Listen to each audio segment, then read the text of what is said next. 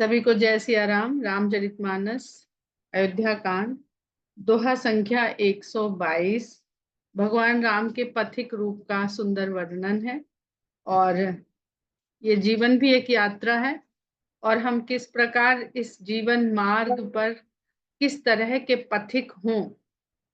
शायद भगवान राम के वनवास और वन मार्ग और वन गमन का पथ हमें यही सब कुछ सिखाने के लिए, समझाने के लिए भगवान इस प्रकार का लीला हम लोगों के सामने कर रहे हैं। तो दोहा संख्या 122 इस प्रकार है कि एहि विधि रघुकुल कमल रवि मग लोगन सुख देत, जाहि चले देखत विपिन सिय सौमित्र समेत। आगे राम लखन बने पाछे, तापस बेस विराजत काछे। उभय बीच सिय सोहति कैसे, ब्रह्म जीव बिच माया जैसे। यहाँ से जो प्रसंग है वो बहुत ध्यान से सुनने और समझने वाला है, और बाद में अवश्य आप लोग उसका चिंतन अवश्य करिएगा, क्योंकि बहुत सारे इसमें असंख्य दिशाएं इसमें आपको मिलेंगी। जितनी जिसकी जैसी समझ होगी, जैसी मेरी समझ है, हम बस उतना ही समझ पाएंगे, पर सबकी समझ अलग अलग है, वो इसमें बहुत कुछ और भी देख सकते हैं। तो कहते हैं गोस्वामी जी कि रामचंद्र जी आगे आगे और लक्ष्मण जी उनके पीछे पीछे चल रहे हैं। तापस वेश विराजत काछे, तपस्वी का वेश धारण करे हुए उनके निकट, उनके समीप रहते हुए लक्ष्मण जी पीछे पीछे चल रहे हैं। उभय बीच सिय सोहति कैसे, दोनों के बीच में सीता जी किस प्रकार शोभायमान हो रही है। ब्रह्म जीव बिच माया जैसे, जैसे ब्रह्म और जीव के बीच में माया शोभायमान।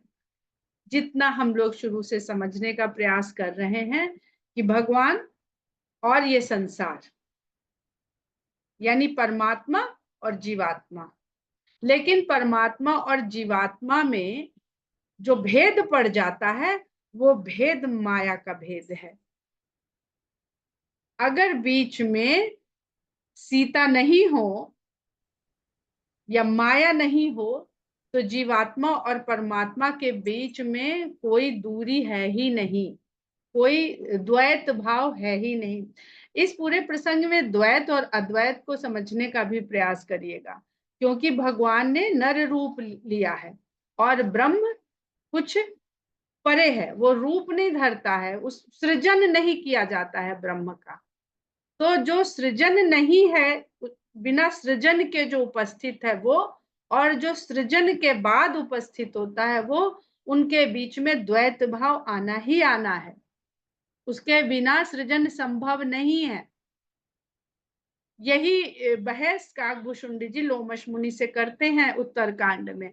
तो इसको यहाँ पर भी समझाने का प्रयास किया जा रहा है कि द्वैत और अद्वैत में जो भेद है वो भेद सीता माया प्रकृति का है, शक्ति का है।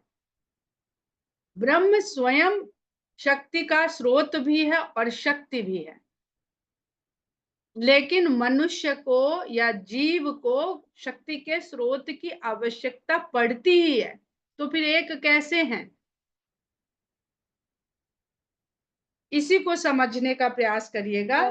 कहते हैं कि दोनों के बीच में सीता ऐसे शोभायमान हो रही है जैसे ब्रह्म और जीव के बीच में माया शोभायमान होती है। और बहुरी कहां छवि जसी मन बसई, जनु मधु मदन मध्य रति लसई। मैं फिर से, जैसी छवि मेरे मन में बस रही है, मैं फिर से विचार करके फिर कुछ कहता हूं, कुछ और उपमा से कहना चाहता हूं। तुलसीदास एक गृहस्थ व्यक्ति है, जैसे आम व्यक्ति होता है, और गृहस्थ व्यक्ति जो है काम और कामना में लिप्त रहता है। बहुत ज्योत्सना जी ने और किसी और ने काम की महत्ता की, वो तो बड़ा महत्वपूर्ण है, फिर उसको इतना क्यों कहा जाता है इससे दूर रहे। तो तुलसीदास जी उसका भी जवाब दिए दे रहे हैं कि काम महत्वपूर्ण तो है, उसकी आवश्यकता भी है, महत्ता भी है, उसका अपना एक स्थान भी है। नहीं तो रामचंद्र जी अपनी लीला में विवाह न रखते, विवाह प्रसंग न रचते। ऐसे ही विश्वामित्र जी के साथ जैसे वहां गए थे, ऐसे ही रावण को मारने चले जाते। क्या उसमें दिक्कत थी? नहीं। तो कहते हैं जनु मधु मदन मध्य रति लसई। जैसे मधु और मदन के बीच में रति शोभायमान हो रही। मदन यानी कामदेव, रति यानी कामदेव की स्त्री, और मधु के बड़े अर्थ हैं यहाँ पर। जो टीकाकार हैं उन्होंने वसंत ऋतु लिखा है, पर अगर हम पूरी नमस्कार मानस में डॉक्टर। मधु शब्द के अर्थ को देखते हैं तो सीधा सीधा मधु का अर्थ होता है शहद, जो सब लोग जिसको समझते हैं कि मधु माने शहद। दूसरा अर्थ गोस्वामी जी जन्म के समय लिखते हैं कि नौमी तिथि मधुमास पुनीता, ऐसा मास जो मधु है, यानी चैत्र का महीना। और अब यहाँ पे जो गोस्वामी जी लिख रहे हैं उसमें नीचे वसंत ऋतु लिखा गया है। तो मधु से तात्पर्य है जो मधुरता प्रदान करे, मधुरता से मौजूद रहे, जिसमें कटुता ना हो। विनीता जी नमस्कार। माया जी बहुत बहुत दीदी नमस्कार, आप प्लीज म्यूट कर लीजिए। हाँ। तो बार बार ये भी लिखते हैं गोस्वामी जी कि संतों का हृदय आपके चरण कमल का, कमल में मधुपान करने के लिए वही मंडराता रहता है। ये भी लिखते हैं बार बार, और ये ज्यादा बार लिखा है उन्होंने। तो मधु का अर्थ यहाँ पर मधुरता से है, क्योंकि कामदेव और रति का सर्वाधिक प्रभाव वसंत ऋतु बताया गया है, प्रकृति में देखा जाता है, पाया जाता है। और कामदेव जब भगवान शंकर या नारद मुनि को विचलित करने जाते हैं तो वसंत का प्रभाव उत्पन्न कर देते हैं। वसंत के ऋतु, और देखिए तो चैत का महीना वसंत ऋतु में आता है। तो ये भी कहा जाता है कि वसंत ऋतुराज है। तो भगवान राम एक राजा के घर में नर रूप धर रहे हैं, तो राजा के यहाँ जन्म ले रहे हैं, क्योंकि उनका सामना किससे है? एक राजा से है। तो जब रावण जैसे राजा के साथ उन्हें द्वंद्व करना है, तो राजा होकर ही तो उसके समकक्ष खड़े होंगे। तो जब राजा बन के राजा के कुल में जन्म ले रहे हैं, तो ऋतु भी जो चुनी है वो वसंत ऋतु चुनी है, जो ऋतुराज है। और भगवान कृष्ण गोपाला बन के आए हैं, चरवाहे चरवैये ग्वाल बाल, तो वो भादों में आते हैं, जो कृषि के लिए बहुत अच्छी ऋतु है, जिसमें चरने के लिए बहुत बहुत कुछ होता है। चैत में चरने के लिए नहीं होता है, चैत में फूल फूल ही फूल होते हैं, और भादों के महीने में हरियाली ही हरियाली। तो इस पर और भी चर्चा करी जा सकती है, इन दोनों विषयों पर भी, कि क्या चरती हैं गौएं। तो हम पहले भी बता चुके हैं, गौ का अर्थ गो से अर्थात इंद्रियों से होता है। इस संसार में कब चरना है, कब देखना है, चुनना है, बहुत सारे तात्पर्य होते हैं। तो कहते हैं कि जैसे वसंत ऋतु और कामदेव के मध्य में उनकी पत्नी रति विराजमान है। और उपमा बहुरी कहूं जिय जो ही जनु बुध विदु बिच रोहिणी सोही। अब उनको लगता है कि यहाँ काम की बात हो गई है गोस्वामी जी, तो कहीं लोगों के मन में इसी तरफ न चले जाएं, क्योंकि तुलसीदास जी ने खुद ही काम से मुक्त स्वयं को नहीं माना है। अंत तक काम ही नारी प्यारी जिम लोभी प्रिय जिम नाम। इस संसार में आने के बाद जीव को काम से मुक्ति नहीं है और लोभ से मुक्ति है नहीं। तो वो कह देते हैं अंत में कि कामी ही नार प्यार जिम लोभी प्रिय जिम दाम। तिम रघुनाथ क्या याद नहीं आ रहा है, निरंतर बसहु हृदय निज राम, ऐसे है वो चौपाई, अंत में है, आखिरी में दोहा है वो। तो उस काम के बारे में भी वो बताते हैं कि काम को भी राम से अगर जोड़ दिया जाए तो वो मधु है, कल्याणकारी है। फिर कहते हैं कि जैसे लगता है जनु बुध विदु बिच रोहिणी सो है, जैसे चंद्रमा और रोहिणी के मध्य में बुध विराजमान, बुध और चंद्रमा के बीच में रोहिणी विराजमान, बुध और चंद्रमा के बीच में रोहिणी विराजमान है। चंद्रमा का पुत्र बुध को माना जाता है, रोहिणी नक्षत्र है।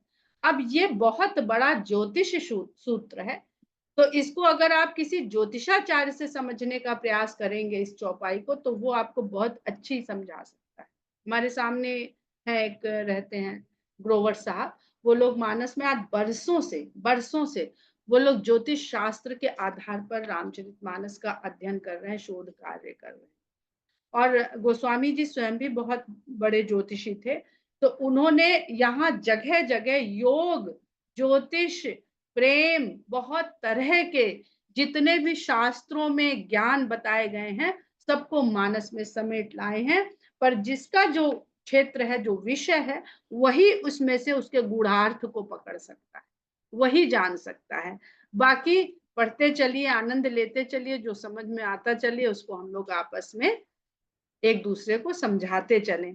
और देखिए, जब वो कहते हैं कि प्रभु पद रेख बीच बिच सीता, धरति चरण मग चलति सभीता, सिय राम पद अंक बराए, लखन चलहि मग दाहिन लाए। तो यहाँ पे योग ले आते हैं, योग का जो सिद्धांत है गोस्वामी जी उसे ले आते हैं कि प्रभु पद रेख, भगवान के चलने से जो उनके चरणों से एक रेखा बन रही, एक पहला चरण फिर दूसरा चरण, तो जो रेखा बन रही है, तो सीता जी जब अपना चरण धरती हैं तो भय के साथ चलती हैं और भगवान के चरण को बचाते हुए चलती हैं कि भगवान के चरण पे उनके चरण नहीं बन जाए। अर्थात अगर भगवान के चरण के ऊपर सीता का चरण बन गया तो फिर संसार को सीता के चरण दिखाई देंगे, भगवान के चरण तो छुप जाएंगे सीता के चरण के नीचे, और संसार ऐसे ही माया से आच्छादित होकर रखा हुआ है कि वो ऐसा आच्छादित हो गया है कि हमें भगवान के चरण नहीं दिखते, हमें माया प्रकृति इसके दर्शन होते हैं, क्योंकि वो दर्शनीय है, वो दिख, उसमें गुण है दिखने का। ब्रह्म निर्गुण है पर प्रकृति गुण से भरी हुई है। सिय राम पद अंक बराए, लखन चलहि मगु दाहिने लाए। और सीता और राम दोनों के चरण चिन्हों को बचाते हुए लक्ष्मण जी तनिक दाहिनी हो रहते हुए चल रहे हैं। तो यहाँ पर अगर आप देखें तो जो हमारी तीन नाड़ियां, मुख्य नाड़ियां होती हैं, 72,000 नाड़ियों में जो तीन मुख्य नाड़ियां हैं, सुषुम्ना और इड़ा और पिंगला। इड़ा हमारी बाई नाड़ी है और पिंगला हमारी दाहिनी नाड़ी है। और सुषुम्ना जो नाड़ी है वो शून्य होती है, उसमें कोई गुण नहीं होता है, रिक्त होती है, शून्य होती है। इड़ा जो होती है वो माता सीता, अगर अभी हम योग के सिद्धांत पर इसको समझ रहे हैं, तो सीता माता इड़ा नाड़ी को प्रतीक करती हैं, चिन्हित करती हैं, और लक्ष्मण जी दाहिनी नाड़ी पिंगला को चिन्हित करते हैं। और ये दोनों नाड़ियों का संतुलन यहाँ पर बता रहे हैं गोस्वामी जी। नाड़ी रक्त को लाने ले जाने वाला हमारे शरीर के भीतर अंग नहीं है, इसमें प्राण चलता है, प्राण अदृश्य है, प्राण चलता है इसके द्वारा। और मूलाधार चक्र से हमको सहस्त्रार चक्र तक ये प्राण लेके जाता है। और अगर इड़ा और पिंगला का संतुलन ये प्रभावित होता है, क्योंकि ये गुण धर्म से युक्त है, तो इसका काम होता है कि ये बाहर जैसा होता है उस तरह व्यवहार करने लगता है, उस तरह हमारा स्वभाव, हमारी प्रतिक्रिया और हमारा स्वास्थ्य वैसे बनने लगता है।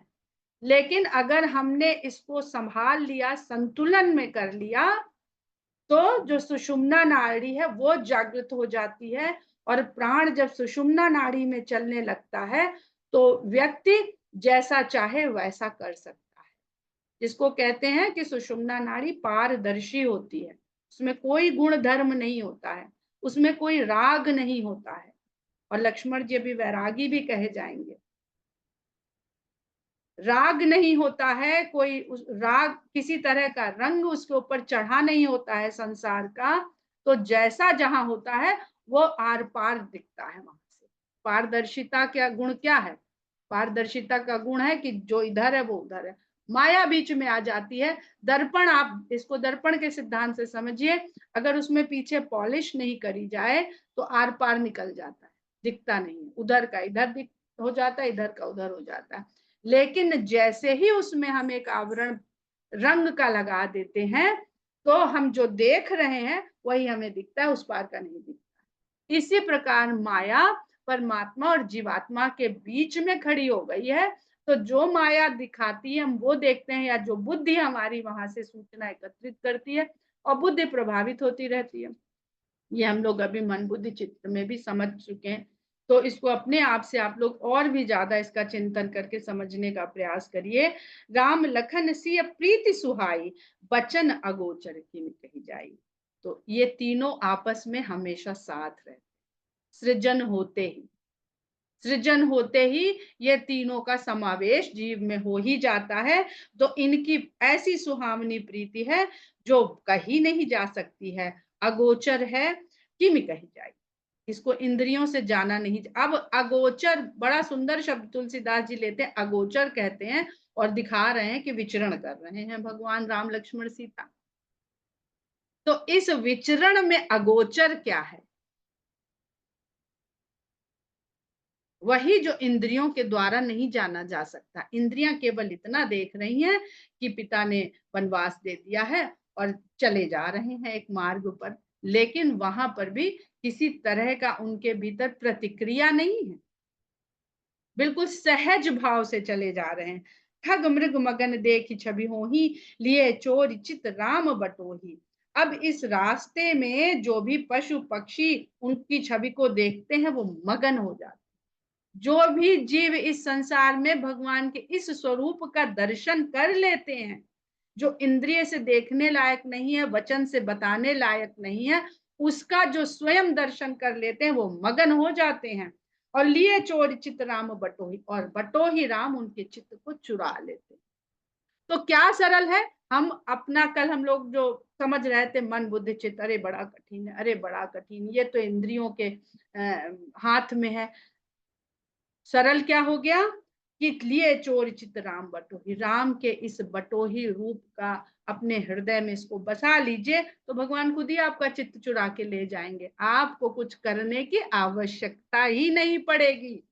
बसा लीजिए बस राम के इस वन पथिक रूप को, कुछ समझने की आवश्यकता नहीं है। जब खगमृग तक मगन हो सकते हैं, शायद वो इसलिए मगन हो जाते हैं कि बुद्धि नहीं लगाते, उनकी आंखों ने देखा और बस हो गया काम। हमारे बीच में बुद्धि आ जाती है। अभी भी हम लोग फिर पढ़े थे ना कि चित्त और मन के बीच में बुद्धि आ जाती है। वही है कि परमात्मा और जीवात्मा के बीच में माया आ जाती है। जिन जिन देखे पथिक प्रिय सिय समेत दो भाई, भव मगु अगम आनंद ते बिनु श्रम रहे सिराई। जिन्होंने इन पथिक को देखा, जिन जिन देखे पथिक प्रिय सिय समेत दो भाई, सीता समेत। अब देखिए सीता जी यहाँ पे जो कहते हैं ना प्रॉपर नाउन में सीता का नाम आ रहा है, बाकी दो भाई। तो आपको बताने वाला, दिखाने वाला, समझाने वाला है कौन? माता सीता। तो शरणागति हुई है सीता की, तब वो दोनों भाइयों के बारे में आपको समझा देंगी। जिन जिन लोगों ने सीता समेत दोनों भाइयों के इस पथिक रूप को देखा, भव मग अगम आनंद ते, तो भव सागर का जो मार्ग है, जो अगम्य है, उसको वो बिना श्रम के आनंद के साथ पार कर जाते हैं, सिरा जाते हैं। सिराना सब अवध क्षेत्र के लोग समझते हैं, सिरा देना। जब पूजा पाठ हो जाता है तो कहते जाओ इसको सिराओ, और नदी तालाब कुआं जो भी होता है उसमें सिरा दिया जाता है। यानी आज से अब इसका काम नहीं पड़ेगा दोबारा, पड़े तो स्टोर में भंडार गृह में रखा जाए संभाल के। अजहु जास उर सपने हु काऊ, बसहु लखन सिय राम बटाऊ। अजहु जास उर सपने हु का, आज भी, ये तो तब की बात हो गई जब भगवान राम वनवास के लिए जा रहे हैं। भाई अब क्या करे, अब आदमी कैसे बसाए इसको अपने हृदय में, इस छवि को, भगवान के पति को, रूप को। तो आज भी जिसके हृदय में स्वप्न में भी बसहु लखन उसी राम बटाऊ, बटोही का ये राम लक्ष्मण सीता का स्वरूप बस जाता है। राम धाम पथ पाई है सोई, जो पथ पाव कबहु मुनि को। वो राम के धाम के उस मार्ग को सहज यूं प्राप्त कर लेते हैं जिस पथ पे कभी कभी कोई मुनि जिसको प्राप्त कर पाता है। वरना अहंकार का भाव, अहम ब्रह्मास्मि का भाव, खुद के भगवान हो जाने का भाव, खुद को पुजवाने का भाव उसे वहां मार्ग से जाते हुए मार्ग से बढ़िया चला जा रहा होता और लौटा ले आता। और सिंहासन पे बैठ के खुद की पूजा करवाने लगता है व्यक्ति। तब रघुबीर श्रमति सिय जानी, देख निकट बटु शीतल पानी। तब भगवान ने सीता जी को थका हुआ जाना और उन्होंने एक वट वृक्ष के पास शीतल पानी को पाया। तह बस कंदमूल फल खाई, प्रात नहाई चले रघुराई। वहां पर ठहरे, कंदमूल फल का ग्रहण किया उन्होंने और प्रातः काल नहा धो करके रघुराई फिर चल पड़े। अब देखिए कितना सुंदर प्राकृतिक वर्णन करते हैं। इसके बाद ही वाल्मीकि जी का आश्रम आ जाता है, तो राम जी ठहरते क्यों हैं, उन्हें पता चल जाता है कि जहाँ जल है वट वृक्ष है। वाल्मीकि रामायण में इसका बड़ा सुंदर चित्रण किया है वाल्मीकि जी ने, कि वो देखते हैं कि यहाँ बहुत फल है, यहाँ लकड़ियां हैं, और यहाँ पे ऐसा भी लग रहा है कि कोई लकड़ियों को बीन ले जाता है या कोई काट ले जाता है, तो उनको लगता है कि आसपास कोई आश्रम होना चाहिए, यहाँ पे लोगों का कुछ बसेरा होना चाहिए, बसने का कुछ होना चाहिए। तो वहां राम रात बिताते हैं। और देखत बन सरसैल सुहाए, वाल्मीकि आश्रम। जब सुबह प्रातः काल वो चल पड़ते हैं तो फिर से वन सरोवर पर्वत इत्यादि को देखते हुए वाल्मीकि के आश्रम तक प्रभु पहुंच जाते हैं। राम दीख मुनिबास सुहामन, सुंदर गिरि कानन उज्जल पावन। रामचंद्र जी ने मुनि के निवास को अर्थात मुनि के सुंदर आश्रम को देखा, जो बड़े ही सुंदर पर्वत, जंगल और पवित्र जल जहां पर उपलब्ध था। सरनि सरोज बिटप बन फूले, गुंजत मंजु मधुप रस भूले। तालाबों में, सरोवरों में सरोज खिले हुए हैं, कमल खिले हुए हैं, वन में भी फूल खिले हुए हैं, और उनके ऊपर भौरे गुंजार कर रहे हैं और उनका मधुपान करते हुए उस मधुपान के रस में भूल गए। ठग मृग विपुल कोलाहल करही, विरहित बैर मुदित मन चरही। पशु पक्षी बहुत तरह का शोर कर रहे हैं, अलग अलग तरह के पशु पक्षियों के अपने अपने, कोई कलरव हो रहा है, तो कहीं चहचहाट हो रही है, तो कहीं सबके बोलने की आवाजें, इस तरह का कोलाहल वहां पर व्याप्त है। और विरहित बैर, बैर से अलग होकर के वो बड़े मुदित मन से वहां चलते हैं। सुचि सुंदर आश्रम निरख हर से राजीव ने। ये आश्रमों के आसपास का जो ऊर्जा क्षेत्र होता है, वहां पे वास्तव में पशु पक्षियों का इस तरह का व्यवहार हो जाता है। जब पशु पक्षी का व्यवहार संत की निकटता से ऐसा हो सकता है, तो मनुष्य का व्यवहार कैसा हो जाता होगा, ये वही समझ सकता है जिसने कभी ऐसे संतों का सानिध्य करने का सुंदर अवसर पाया होगा। सुचि सुंदर आश्रम निरखि हर से राजीव ने, सुनि रघुबर आगमन मुनि आगे आयो।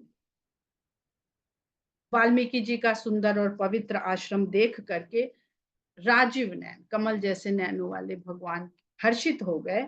और जब रघुवर का आगमन सुना मुनि ने, तो आगे आकर वो उनका स्वागत करने को बढ़ चले।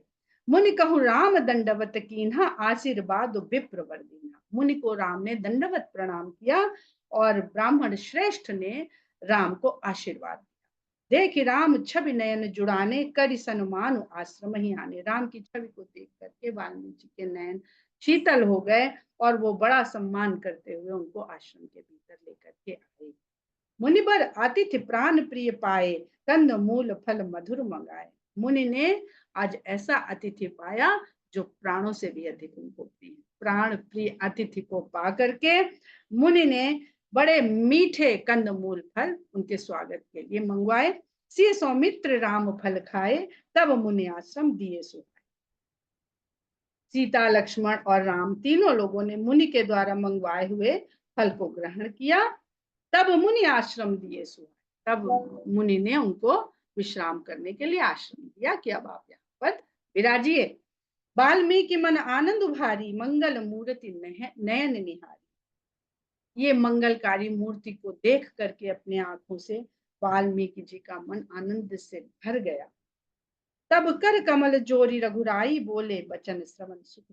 तब दोनों हाथ जोड़ करके रामचंद्र जी वाल्मीकि मुनि से कानों को सुख देने वाले वचन में बोले। तुम त्रिकालदर्शी मुनिनाथा, विश्व बदर जिम तुम्हरे हाथा। अस कही प्रभु सब कथा बखानी, जही जही भांति दीन बन। उन्होंने कहा कि हे मुनीश्वर, आप तो त्रिकालदर्शी हैं, तीनों कालों को जानने वाले हैं और संपूर्ण विश्व आपके लिए हाथ पे रखे हुए बेर के फल के समान है। जैसे हाथ में बेर ले लीजिए तो वो सब तो दिख रहा है, तो ऐसे ही आप संपूर्ण विश्व को देखते हैं। यानी आप सब जानने वाले हैं। जो तीनों कालों को जानता है और हर स्थान को जानता है, ऐसे मुनि से भगवान फिर अपने वहां आने का कारण बताते हैं। अस कही प्रभु सब कथा बखानी। ऐसा कह के मुनि के साथ भगवान ने फिर अपनी कथा का बखान किया। जही जही भांति दीन बन उड़ान, जिस प्रकार से रानी ने उनको वन दिया था। तात बचन पुनि मातु हित, भाई भरत असराऊ, मोह कहूं दरस तुम्हार प्रभु, सब मम पुण्य प्रभाव। कहते हैं तात पिता के वचनों का पालन, माता का हित और भरत जैसे भाई को राज्य मिलना, और इस सबसे हुआ क्या कि मुझे आपके दर्शन का अवसर मिला। तो संत के दर्शन तब मिलते हैं जब राज सुख को त्यागा जाता है। हम ये चाहें कि अपनी सुख सुविधा का जीवन भी जीते रहें और संतों का दर्शन भी मिल जाए, तो ये संभव नहीं है। पर आजकल के संतों में मत फंसिएगा। आजकल के संत स्वयं पूरे राज वैभव राज सुख के साथ रहते हैं। संत वही है जो प्रकृति के नजदीक रहता। ऐसे संत का दर्शन आज भी सबको दुर्लभ, बिना त्याग के बिना वैराग्य के संतों का दर्शन नहीं मिलता है। तो कहते मोह कहूं दरस तुम्हार प्रभु, और मुझको हे प्रभु आपका दर्शन करने का अवसर मिला, सब मम पुण्य प्रभाव, ये सब मेरे पुण्यों का फल है। हम लोग पे कष्ट आता है तो हम लोग क्या कहते हैं कि जाने किस जन्म के पाप थे जो आज हमको ये दिन देखना पड़ रहा है। इस जन्म में तो किसी को अपनी गलती नहीं नजर आती है, इस जन्म में तो हमने किसी दिल दुखाया नहीं है, अच्छे ही अच्छे रहे हम जीवन में, हमने कोई चींटी नहीं मारी, हमने कोई मच्छर नहीं मारा, हमने कुछ नहीं किया है।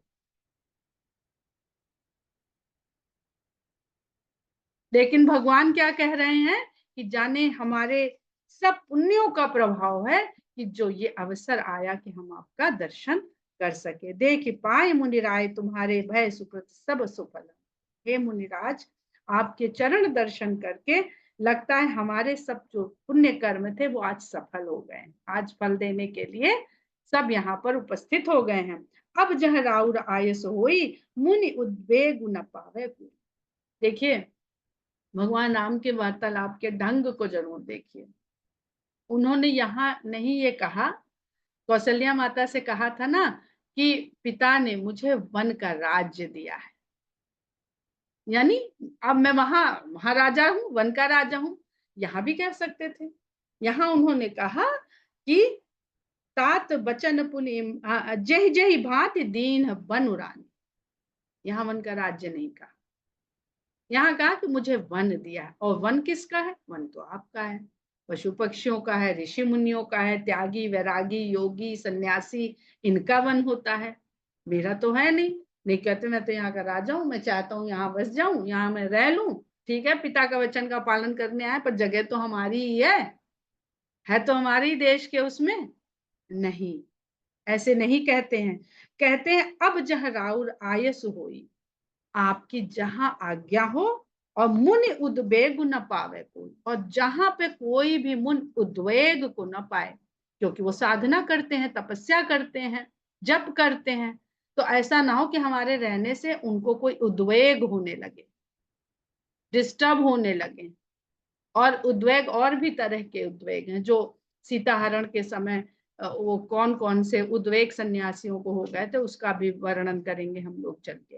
तो कहते हैं कि जहां पर कोई भी मुनि उद्वेग को ना पाए, मुनि तापस जिनते दुख लहाही, ते नरेश बिनु पावक दाई। अब यहाँ नरेश कह रहे हैं, अब यहाँ स्वयं को नरेश कह रहे हैं, राजा कह रहे हैं, या नरों का श्रेष्ठ भी होता है, नर मनुष्यों में जो श्रेष्ठ है वो भी नरेश कहलाता है, और राजा को भी नरेश कहते हैं।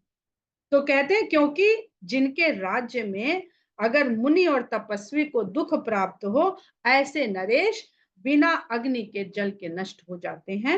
मंगल मूल विप्र परितोषु, दहाई कोटि कुल भूसुर रोसु। क्योंकि मंगल का मूल कल्याण करने वाला केवल ब्राह्मण को संतुष्ट करने वाला है।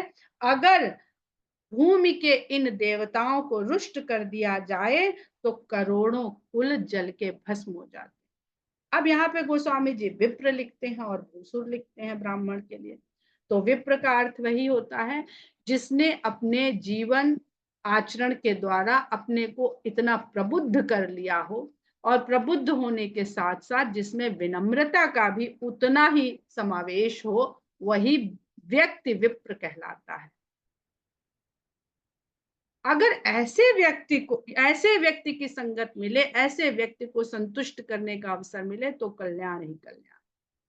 जो हमारी तरह मिश्रा, शुक्ला, वाजपेयी, त्रिपाठी लिख के बैठ जाते हैं, इनको कदापि ब्राह्मण नहीं मानना चाहिए। इन सबका आचरण देखना चाहिए। वर्ण से जो जाति है वो वर्ण से इंगित होती है। आपने वर्ण क्या किया है, किस कर्म को वर्ण किया है। जेनेटिकल ज्ञान का अहंकार तो आ जाता है, शक्ति का अहंकार तो आ जाता है जेनेटिकल प्रभाव से, क्योंकि बायोलॉजिकल अपना एक भूमिका होती है मनुष्य के शरीर में, उसके स्वभाव में। परंतु उसका स्वयं का आचरण क्या है?